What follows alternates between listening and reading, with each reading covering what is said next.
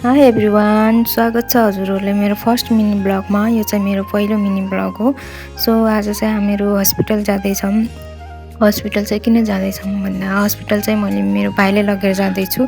So भाइको चाहिँ अस्ति नै एक महिना अगाडि चाहिँ हामीले उसको अपरेसन गरेको थियौँ।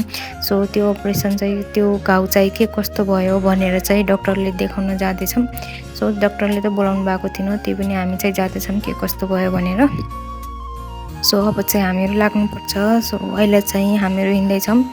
सो मेरो भाइले चाहिँ यहाँ चाहिँ बाटोमा किन भिडियो बनाइरहेको भन्दैछ। सो अहिले चाहिँ अटोमा चढ्यौँ। अटोमा चढेर चाहिँ अब जानुपर्ने हुन्छ। सो हस्पिटल पुगेर चाहिँ यहाँ चाहिँ हामीहरू लाइन लाग्दैछौँ है त साथीहरू। लाइन लाग्छौँ।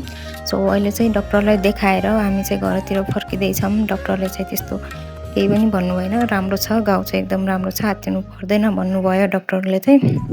सो अहिले चाहिँ म चाहिँ यहाँ स्याउ किन्दैछु बिरामीको लागि, स्याउ किनिदिँदैछु।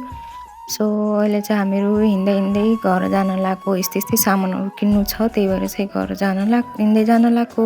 सो अहिले चाहिँ घर आइसकेँ। घर आइसकेर चाहिँ यहाँ चाहिँ मैले के सामान लिए त देखाउँदैछु है त साथीहरू। यहाँ चाहिँ टमाटर सकिरहेको थियो, टमाटर लिएर आएँ मैले चाहिँ। स्याउ चाहिँ देखि नै हाल्नु भएको थियो।